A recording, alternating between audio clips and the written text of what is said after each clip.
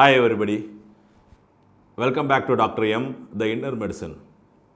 Today we are going to see about online gaming disorder or internet gaming disorder. Hope you all would have heard about internet gaming disorder. This has now been formally recognized separately as a psychiatric disorder as per DSM-5. We will discuss it as 4 parts, part 1, part 2, part 3 and part 4. In part 1, we will see what is online gaming, how it makes our children addicted and whether it is good or bad, and also the complications of it. In part 2 online gaming, we will discuss about how it is more addictive when compared to alcohol and smoking, and we will also discuss about addiction scenario in developed versus developing countries with a clinical scenario in part 2. In part 3, we will discuss about the barriers of treatment and the triggers for relapse or re-addiction. In part 4, the last part, we will see the ways to prevent from this gaming addiction. That is, do's and don'ts for parents to prevent their children from being addicted to this online gaming. Let's see what is PUBG or online games. PUBG, for example, is an online game which can be played in mobile phones or desktop. It can be played solo, single player mode, or can be played with friends. 4 members, 3 members or 2 members.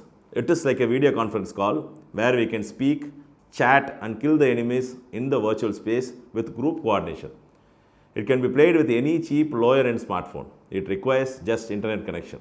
The game does not have an end story. See, it is like a loop or never ending cycle where once the player dies, he repeats the game with extra attention and tries to finish it again and again through level by levels. So our children get lost in this loop. PUBG by Tencent was banned in India initially in September 2020, along with 117 Chinese apps due to national security threats and data privacy breaches. But in 2021, it was released again in the name of Battleground Mobile India by Krafton Gaming Company. We will see how addictive is it. These online games are designed in such a way that it stimulates all the senses of the children. It keeps their body in 24/7 adrenaline rush and it activates the reward pathway in the brain and gives kick in the inner brain. Normally this kick comes by winning a prize or medal after years of hard work. But playing this video game gives the same kick instantly. Despite the continuous stress of adrenaline rush, the inner kick from the brain is so pleasurable for the children that they see it very tempting and they keep playing this game again and again. In fact, children crave with an irresistible urge to play this game. This is called craving. Children also lose their control over these games in terms of when to start playing, hours of play and when to end it. For example, if they plan to start at night, they lose control. They start in the evening itself once they reach home from school. Next, if they plan to sit for 1 hour, they lose control and they don't even get up after 5 or 6 hours. Hours are felt like minutes by them. They also lose control and don't want to end the game, so they land up with headache, postural muscle pain, tendon pain, and close the game unwillingly because of the physical complications. If parents don't allow them to play the games, children get irritable, tensed, and throw parents out of balance. This also paves a way for your child to develop conduct disorder in the family context. See, children give importance only to these games and don't give importance for social interactions, family functions, get-togethers, etc., etc. All they need is a phone with an internet connection and they don't want anything else. They continue to play daily despite complications like poor academic performance. Is it good or bad? See, there is no point in asking this question. It is 100% bad. It has a negative impact on all the age groups. In some families, the entire family from the 8-year-old grandfather to the 5-year-old little genius are addicted to this game. Nowadays, you can see a lot of 5-year-old child YouTube streamers. They go live by streaming their PUBG games. The negative impact by these PUBG or online games is far more greater than COVID-19. Due to COVID lockdown, schools did not function for the past 2 years, but only online classes were going on.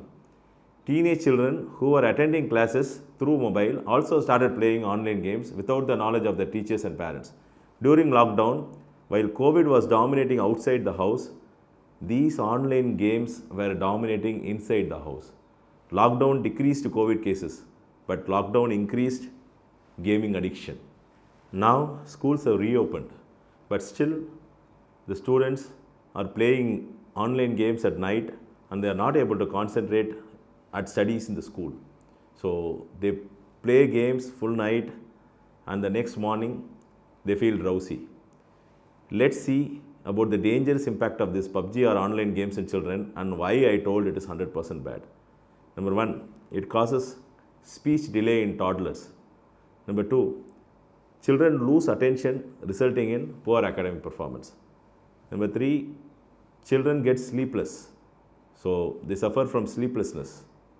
4, they refuse school, they bunk school and start playing games. School refusal is present because of these games. Irritability and anger issues because they get irritable for each and everything by playing these games. Impulsivity and violence. For example, we have seen children harming their parents for not allowing them to play this game, ultimately resulting in loss of peace in the entire family. So children playing online games are also more prone to develop disorders of the mind like depression, anxiety, obsessive compulsive disorder, psychosis, and so on. Children also lose money believing the scammers in PUBG or online games. See, mainly the scammers are YouTube streamers who are going live every day. They tempt the users to play and pay in the game. There are lots and lots of fake made up videos in the YouTube cheating children by stating that they can earn by playing games. Even adults who continuously play are not able to earn in these games. All they earn is peanuts. They end up in hospital with physical complications due to the stress from constant adrenaline rush. Freshers and children get excited and tempted and pay for game streamers through UPI option in YouTube. Actually, the children are using their parents' money to buy game costumes, gun skins, and also to donate or pay the streamers. See, money will come and go, but the time spent and the brain damage cannot be regained. So far, we saw what is online gaming, how it makes our children addicted, and the complications of it, and whether it is good or bad. In future video, part 2, we will discuss about how it is more addictive than alcohol or smoking and the addiction scenario in developing countries versus developed countries with a clinical case example. So until I see you in the next video, part 2, it's bye from Dr. M, the Inner Medicine. Thank you. Please do like, share and subscribe to our channel. Thank you.